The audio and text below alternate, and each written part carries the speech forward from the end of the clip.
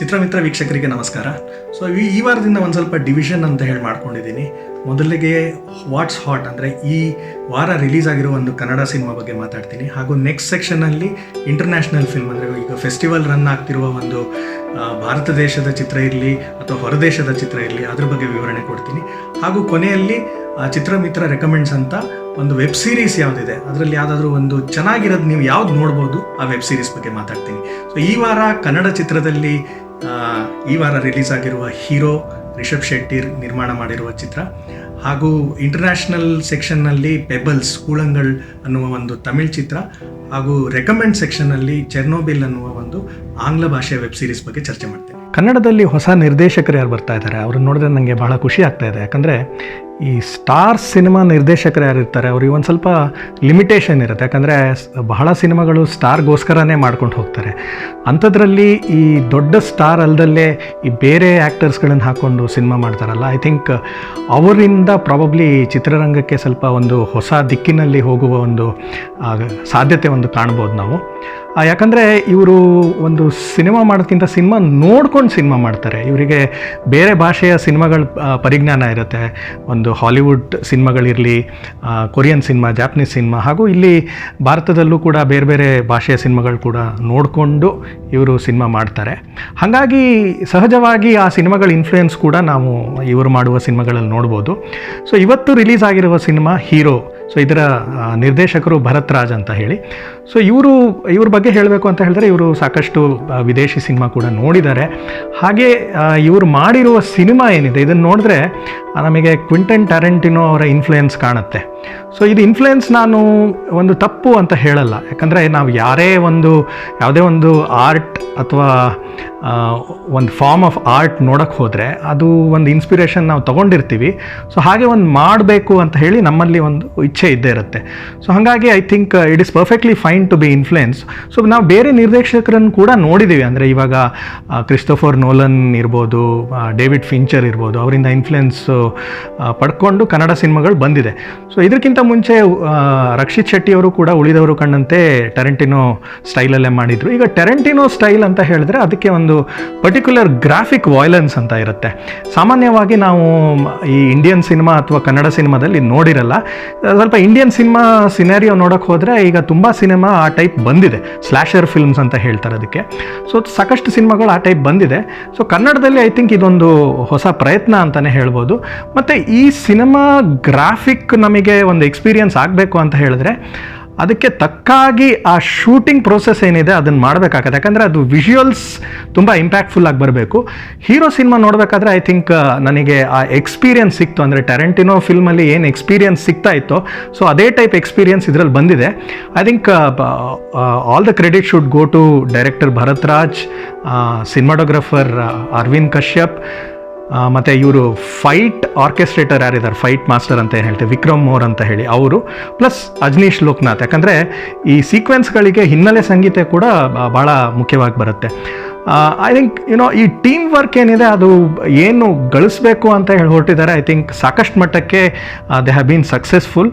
ಈ ಟೆರೆಂಟಿನೋ ಸಿನಿಮಾದಲ್ಲಿ ಬರೀ ಇದು ಮಾತ್ರ ಮುಖ್ಯವಾಗಿರಲ್ಲ. ಅಂದರೆ ಖಂಡಿತವಾಗಿಯೂ ಅವರ ಆ್ಯಕ್ಷನ್ ಸೀಕ್ವೆನ್ಸಸ್ ಏನಿದೆ ಮತ್ತು ಈ ಕಾಮಿಕಲ್ ಟೈಮಿಂಗ್ ಅಂತ ಹೇಳ್ತೀವಿ. ಈಗ ಟೆರೆಂಟಿನೋ ಸಿನಿಮಾದಲ್ಲಿ ಅವರಲ್ಲಿ ಬರಿಬೇಕಾದ್ರೆ ಅದು ಕಾಮಿಡಿ ಥರ ಇರಲ್ಲ, ಬಟ್ ವೀಕ್ಷಕರಿಗೆ ಅದು ಒಂಥರ ಕಾಮಿಡಿ ಎಫೆಕ್ಟ್ ಥರ ಬರುತ್ತೆ. ಸೊ ಅವ್ರೇನು ಹೇಳ್ತಾರೆ ಅಂದರೆ what I right is not funny, but when the audience watch it they will feel the fun ಅಂತ ಹೇಳಿ. ಇದರಲ್ಲಿ ಕೆಲವು ಸೀಕ್ವೆನ್ಸಸ್ ಹಂಗೆ ಬಂದಿದೆ, ಬಟ್ ತುಂಬ ಸೀಕ್ವೆನ್ಸಸ್ಸಲ್ಲಿ ಡೆಲಿಬ್ರೇಟ್ಲಿ ಕಾಮಿಕಲ್ ಸೀಕ್ವೆನ್ಸಸ್ ಇಟ್ಟಿದ್ದಾರೆ ಅಂತ ಅನಿಸ್ತು. But it is fine. ಯಾಕಂತ ಹೇಳಿದ್ರೆ ನಮ್ಮಲ್ಲಿ ಒಬ್ಬರು ಈಗ ನಾರ್ಮಲ್ ಆಗಿ ಆಡಿಯನ್ಸ್ ಸಿನಿಮಾ ನೋಡಬೇಕಾದ್ರೆ ಐ ಥಿಂಕ್ ಅವರಿಗೆ ಅಷ್ಟು ಡೆಪ್ತಲ್ಲಿ ಸಿನಿಮಾ ನೋಡಲ್ಲ. ಅವರಿಗೆ ಗ್ರಹಿಸಬೇಕು ಅಂತ ಹೇಳಿದ್ರೆ ಇಂಥದ್ದೆಲ್ಲ ಸೀಕ್ವೆನ್ಸಸ್ ಹಾಕಲೇಬೇಕು. I think that is fine. So for most of the audience it will work. ನನಗೇನೋ ವರ್ಕ್ ಆಗಿಲ್ಲ ಅಂತ ಹೇಳಿದ್ರೆ I think for the other audience it should definitely work. So ಇನ್ನೊಂದು ಮುಖ್ಯವಾಗಿ ಡಿಫ್ರೆನ್ಸ್ ಏನು ಅಂತ ಹೇಳಿದ್ರೆ ಟೆರೆಂಟಿನೋ ಸಿನಿಮಾಗಳಲ್ಲಿ ಒಂದು ಬೇಸಿಕ್ ನೆರೇಟಿವ್ ಅಥವಾ ಸ್ಟೋರಿ ಲೈನ್ ಏನಿರುತ್ತೆ ಅದು ಕೂಡ ಸ್ಟ್ರಾಂಗ್ ಆಗಿರುತ್ತೆ. ಹೀರೋದಲ್ಲಿ I think that was really missing. Back ಸ್ಟೋರಿಗಳಿರಲಿ ಅಥವಾ ಒಂದು ಮೇನ್ ಪ್ಲಾಟ್ ಅಂತ ಏನು ಹೇಳ್ತೀವಲ್ಲ ಅದು ಬಹಳ ಥಿನ್ ಆಗಿತ್ತು. ಯಾಕಂದರೆ 2 hours 5 minutes ರನ್ ಟೈಮ್ಗೆ ನಾವು ನೋಡ್ತಿರೋದು ವಿಜುವಲ್ಸ್ ಏನಿದೆ ಅದು ಸ್ವಲ್ಪ ಸ್ಟ್ರೈನಿಂಗ್ ಆ್ಯಂಡ್ ರಿಪೀಟೆಡ್ ಅಂತ ಅನಿಸ್ತು. Over dosage of the same action sequences ಅಂತ ಅನಿಸ್ತು. ಆ್ಯಂಡ್ ಇನ್ನೊಂದು ಇದರೊಳಗೆ ಏನಾಗಿದೆ ಅಂತ ಹೇಳಿದ್ರೆ ತುಂಬ ಕ್ಯಾರೆಕ್ಟರ್ಸ್ ತೊಗೊಂಬಂದಿದ್ದಾರೆ, which is fine. I think ಪ್ರತಿಯೊಂದು ಕ್ಯಾರೆಕ್ಟರ್ಗೂ ಒಂದೊಂದು ಕ್ವೆರ್ಕಿನೆಸ್ ಕೂಡ ಕೊಟ್ಟಿದ್ದಾರೆ. ಸೊ ಅದು ಕೆಲವು ಮಟ್ಟದಲ್ಲಿ I think it works really well. ಆದರೆ ಇದರಲ್ಲಿ ಈ ಪರ್ಫಾರ್ಮೆನ್ಸಸ್ ನಾವು ನೋಡೋಕ್ಕೆ ಹೋದರೆ ಐ ಥಿಂಕ್ ಈ ಸ್ಕ್ರಿಪ್ಟಿಂದಾನೇ ಸ್ವಲ್ಪ ಲಿಮಿಟೇಷನ್ ಬಂದುಬಿಟ್ಟಿದೆ. ಈಗ ರಿಷಬ್ ಶೆಟ್ಟಿ ಇರ್ಬೋದು, ಗಾನ್ವಿ ಲಕ್ಷ್ಮಣ್ ಇರ್ಬೋದು, ಅವರ ಪರ್ಫಾರ್ಮೆನ್ಸ್ ಅಷ್ಟು ನಾವು ನೋಡೋಕ್ಕಾಗಲ್ಲ. ಯಾಕಂದರೆ ಇಲ್ಲಿ ಅಷ್ಟು ಟೈಟ್ ಪರ್ಫಾರ್ಮೆನ್ಸ್ ಕೊಡುವ ನೆಸೆಸಿಟಿ ಇರುವ ಸೀಕ್ವೆನ್ಸಸ್ಗಳು ಎಲ್ಲೂ ಕಾಣಲ್ಲ ನಮಗೆ. ತುಂಬ ಕಾನ್ಸಂಟ್ರೇಷನ್ ಬಂದಿರೋದು ಈ ಫೈಟ್ ಸೀಕ್ವೆನ್ಸ್ ಮತ್ತು ಚೇಸ್ ಸೀಕ್ವೆನ್ಸ್ ಮತ್ತು ಆ ಒಂದು ಶಾಕ್ ಕೊಡುವ ಎಫೆಕ್ಟ್ ಏನಿದೆ ಅದ್ರ ಮೇಲೆ ಕಾನ್ಸಂಟ್ರೇಷನ್ ಜಾಸ್ತಿ ಇಟ್ಟಿದ್ದಾರೆ. And moreover I think the necessary feel or necessary mood to create such a experience ಏನಿದೆ ಐ ಥಿಂಕ್ ಟೆಕ್ನಿಕಲಿ ಅದು ಬಂದಿದೆ. The only thing is like ಈ ಆ್ಯಕ್ಷನ್ ಪ್ಲಸ್ ಇದ್ರದ್ದೇನು ಓವರ್ ಡೋಸೇಜ್ ಇತ್ತು ಅದು ಸ್ವಲ್ಪ ಕಮ್ಮಿ ಮಾಡಿ ಸ್ಟೋರಿ ಲೈನ್ ಕೂಡ ಇನ್ನೂ ಸ್ವಲ್ಪ ಜಾಸ್ತಿ ಮಾಡಿದರೆ I think it would have been much better film. ನೆವರ್ಲೆಸ್ I think ನಿಮಗೆ ಈಗ ಒಂದು ಎಂಟರ್ಟೈನ್ಮೆಂಟ್ ಫಿಲ್ಮ್ ನೋಡಬೇಕು, ಒಂದು ಹೊಸ ರೀತಿಯ ಕನ್ನಡ ಸಿನಿಮಾ ನೋಡಬೇಕು ಅಂತ ಹೇಳಿದ್ರೆ you can definitely watch the film. ನಾನು ರೆಕಮೆಂಡ್ ಕೂಡ ಮಾಡ್ತೀನಿ. ನಿಮಗೆ ಒಂದೊಂದು ಕಡೆ ವೈಲೆನ್ಸ್ ತೀರಾ ಅಂತ ಅನ್ನಿಸ್ಬೋದು, ಬಟ್ ಇವಾಗ ಸಾಕಷ್ಟು ನಾವು ವಿಡಿಯೋ ಗೇಮ್ಸಲ್ಲಿ ನೋಡಿರ್ತೀವಿ. ಅಂದರೆ ಮಿಲೇನಿಯಲ್ ಯಾರಿದ್ದಾರೆ ಐ ಥಿಂಕ್ ಅವರಿಗಷ್ಟು ವೈಲೆನ್ಸ್ ಅಂತ ಅನಿಸಲ್ಲ, ಬಟ್ ಫ್ಯಾಮಿಲಿ ವ್ಯೂವಿಂಗಲ್ಲಿ ಇದು ನಿಮಗೆ ಕೆಲವರಿಗೆ ಅನ್ನಿಸ್ಬೋದು. ಅಂದರೆ ಕತೆ ಜಾಸ್ತಿ ಇಲ್ಲ ಇದರಲ್ಲಿ, ತುಂಬ ಫೈಟ್ ಸೀಕ್ವೆನ್ಸಸ್ಸು ಇದು ಮಾತ್ರ, ಆ್ಯಕ್ಷನ್ ಮಾತ್ರ ಜಾಸ್ತಿ ಕಾಣಿಸ್ತದೆ, ಅದು ಸಹಜ. But I think it's fine. So at the end of the day film ಏನಿದೆ ಒಂದು ಎಕ್ಸ್ಪೀರಿಯನ್ಸ್ ಕೊಡೋಕ್ಕೆ ಮಾಡಿರ್ತಾರೆ. And mainly the reason why the hero was made was ಅದು ಕೂಡ ಒಂದು ಶಾರ್ಟ್ ಡ್ಯೂರೇಷನಲ್ಲಿ ಮಾಡಿದ್ದಾರೆ, ಲಾಕ್ಡೌನ್ ಟೈಮಲ್ಲಿ ಮಾಡಿದ್ದಾರೆ. ತುಂಬ ಇಂಟೀರಿಯರ್ ಸೀಕ್ವೆನ್ಸೇ ಇದೆ. ಆ್ಯಂಡ್ ಇಂಟೀರಿಯರ್ ಸೀಕ್ವೆನ್ಸ್ ಅಂದ್ರೇನು it is limited to an house as well as ಒಂದು ಎಸ್ಟೇಟ್, ಅಂದರೆ ಚಿಕ್ಕಮಂಗ್ಳೂರಲ್ಲಿ ಇದು ಶೂಟ್ ಮಾಡಿರೋದು.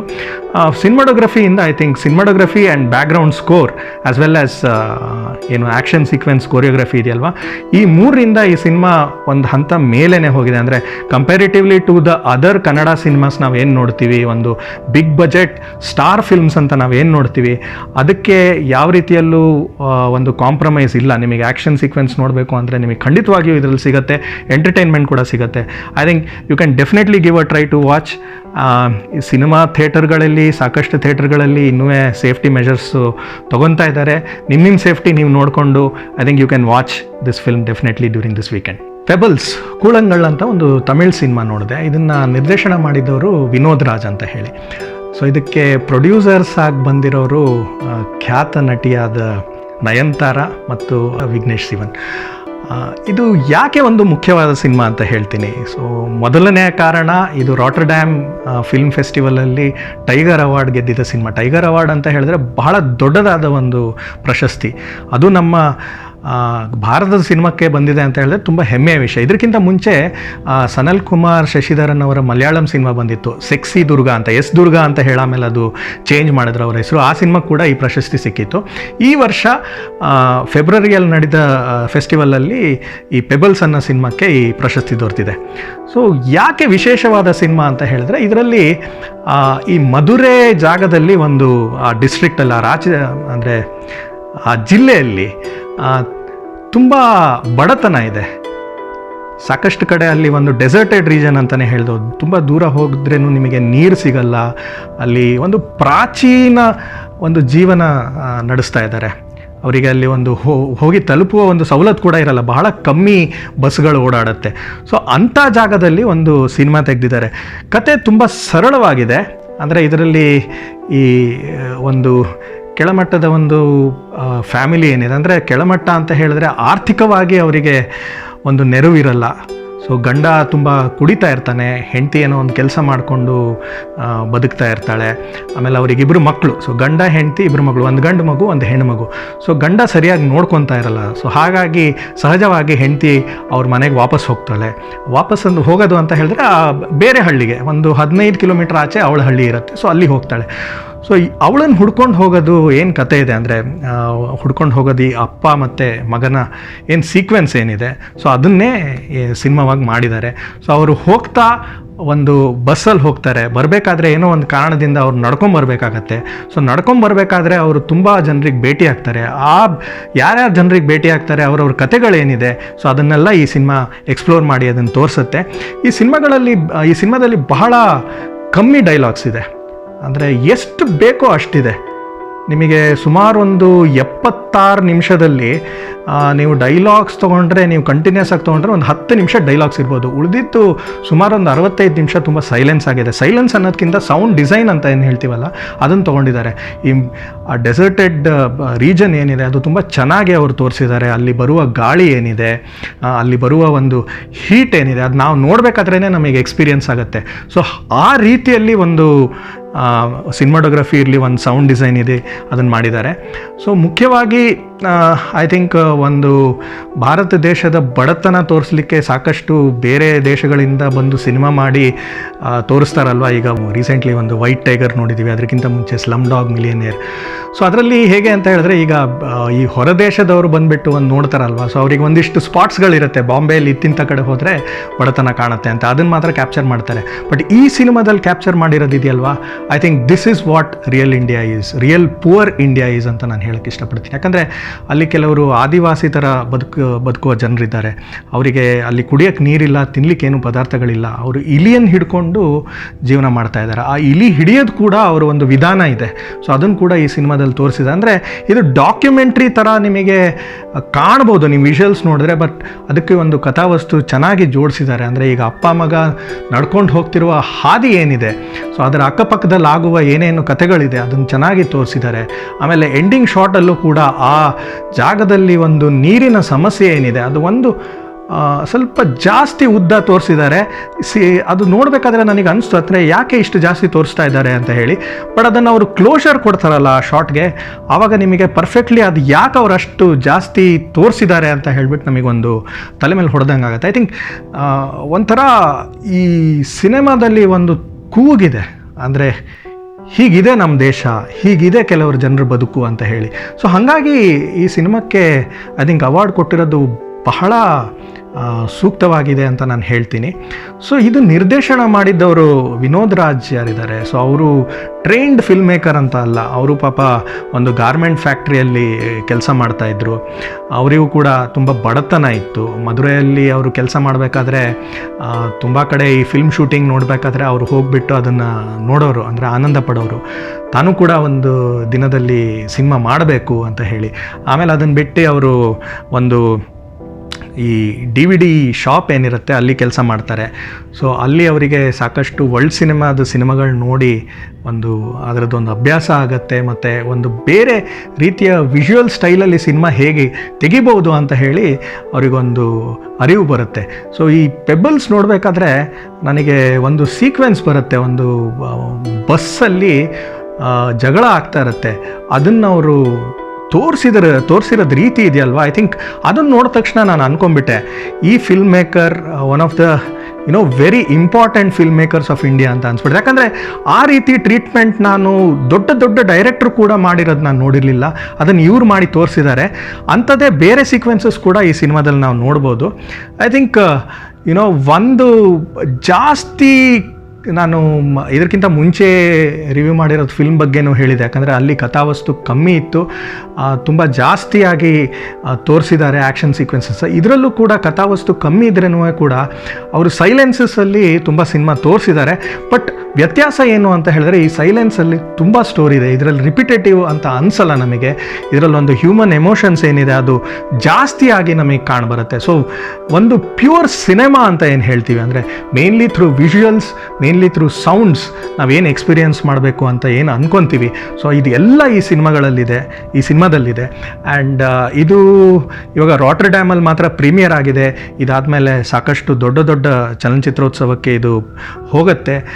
ಭಾರತದಲ್ಲಿ ಪ್ರಾಬಬ್ಲಿ ಮುಂಬೈ ಫೆಸ್ಟಿವಲ್ ತುಂಬ ದೊಡ್ಡ ಫೆಸ್ಟಿವಲ್, ಅದು ನಡೆಯೋದೇ ಸೆಪ್ಟೆಂಬರ್-ಅಕ್ಟೋಬರ್ ಟೈಮಲ್ಲಿ. ಆವಾಗ ಇದು ಇಂಡಿಯನ್ ಪ್ರೀಮಿಯರ್ ಆಗ್ಬೋದು.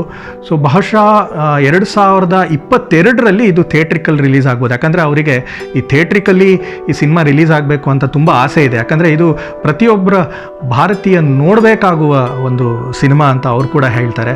ಇದು ಸಿನಿಮಾ ಅವರು ಮಾಡಿರುವ ಐಡಿಯಾ ಕೂಡ ಅವರ ಸ್ವಂತವಾದ ಅವರ ಅಕ್ಕನ ಕತೆ ಏನಿದೆ ಅದನ್ನು ಅವರು ಅದರಿಂದ ಅವರಿಗೆ ಏನು ಎಕ್ಸ್ಪೀರಿಯನ್ಸ್ ಆಗಿದೆ ಅದನ್ನೇ ಅವರು ಈ ಸಿನಿಮಾದಲ್ಲಿ ತೋರಿಸಿದ್ದಾರೆ.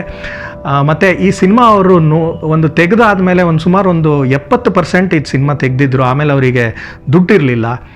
ಅಲ್ಲಿ ಜನರಿಗೆ ತೋರಿಸಿದಾಗ ಜನರು ಭಾಳ ಇಷ್ಟಪಟ್ಟರು. ಇದು ನಮ್ಮ ಕಥೆನೇ ಅಂತ ಹೇಳ್ತಾಯಿದ್ರು. ಇದು ನಾವು ಈ ನೋಡಬೇಕಾದ್ರೆ ಇದು ನನಗೆ ನೋಡ್ದಂಗೆ ಆಗ್ತಾ ಇದೆ ಅಂತ ಹೇಳಿ. ಸೊ ಹಾಗೆ ಅವರು ಒಂದು NFDC ಫಿಲ್ಮ್ ಬಜಾರ್ ಅಂತ ಇರುತ್ತೆ. ಸೊ ಅದಕ್ಕೆ ಅಪ್ಲೈ ಮಾಡಿದಾಗ ಈ ಸಿನಿಮಾ ಸೆಲೆಕ್ಟ್ ಆಯಿತು.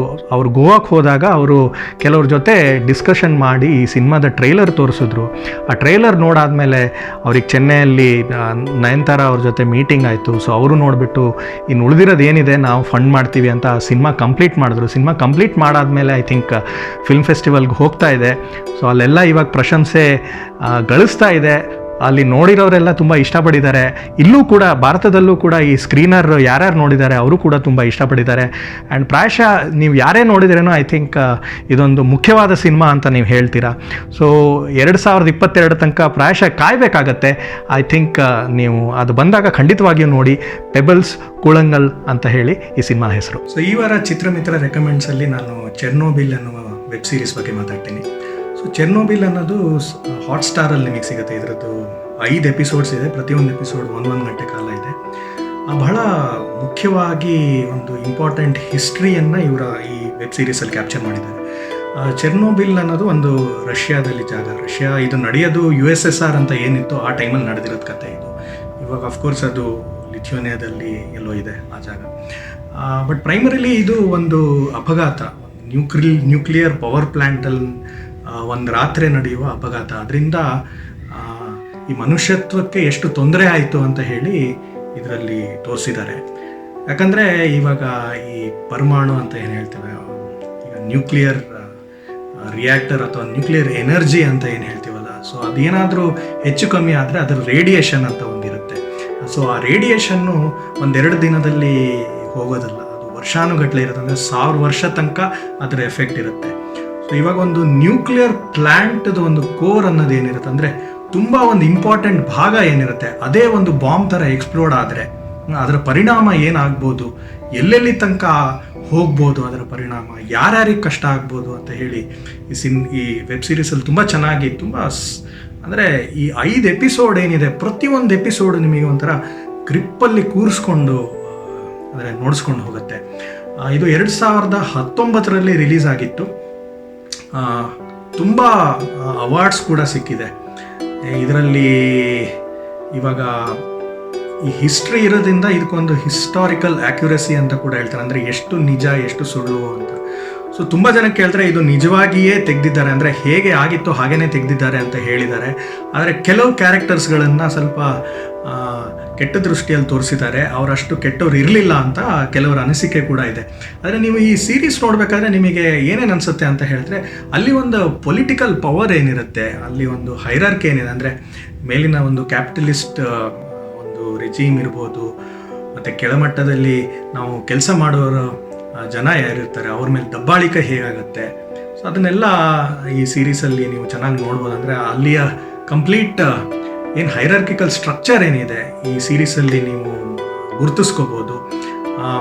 ಮತ್ತು ಇನ್ನೊಂದು ಮೇನ್ಲಿ ನಮ್ಮಲ್ಲೂ ಕೂಡ ಇಂಥದ್ದೊಂದು ಭೋಪಾಲ್ ಗ್ಯಾಸ್ ಟ್ರಾಜಿಡಿ ಕೂಡ ಆಗಿತ್ತು. ಸೊ ಆವಾಗ ಅದು ಕೂಡ ಒಂದು ಕವರಪ್ ಮಾಡಿಕೊಂಡು ತುಂಬ ಜನರಿಗೆ ನ್ಯಾಯ ಸಿಕ್ಕಿಲ್ಲ. ಹಾಗೂ ಚೆರ್ನೋಬಿಲಲ್ಲಿ ಕೂಡ ಹಾಗೆ ನಡೆದಿದೆ, ತುಂಬ ಜನರಿಗೆ ನ್ಯಾಯ ಸಿಕ್ಕಿಲ್ಲ. ಯಾಕಂದರೆ ಅಲ್ಲಿ ಡಿಸಾಸ್ಟರ್ ಮಟ್ಟ ಏನಿತ್ತು ಅದು ತುಂಬ ದೊಡ್ಡದಾಗಿತ್ತು. ಯಾಕಂದರೆ ಅಲ್ಲಿ ಪ್ರಾಣಿಗಳಿಗೂ ಅವರು ಬದುಕಕ್ಕೆ ಬಿಟ್ಟಿಲ್ಲ, ಹುಡುಕಿ ಪ್ರಾಣಿಗಳನ್ನು ಸಾಯಿಸ್ತಾ ಇದ್ರು. ಏನೇನು ಮರಗಳು ಬೆಳೆದಿದೆ ಅದನ್ನೆಲ್ಲ ನಾಶ ಮಾಡ್ತಾಯಿದ್ರು. ಯಾಕಂದರೆ ಅಷ್ಟು ಕೆಟ್ಟದಾಗಿತ್ತು ಆ ರೇಡಿಯೇಷನ್. ಅದನ್ನು ತಡಿಬೇಕು ಅಂತ ಹೇಳಿ ಅವರು ತುಂಬ ಎಕ್ಸ್ಟ್ರೀಮ್ ಮೆಷರ್ಸ್ ತೊಗೊಂಡಿದ್ದಾರೆ. ಸೊ ಅದನ್ನೆಲ್ಲ ಈ ಸೀರೀಸಲ್ಲಿ ನೀವು ನೋಡ್ಬೋದು. ಥಿಂಕ್ ಇದು ಡಿಸ್ನಿ ಹಾಟ್ಸ್ಟಾರಲ್ಲಿ ಸ್ಟ್ರೀಮ್ ಆಗ್ತಾ ಇದೆ. 5 ಎಪಿಸೋಡ್, ಪ್ರತಿಯೊಂದು ಎಪಿಸೋಡ್ 1 hour.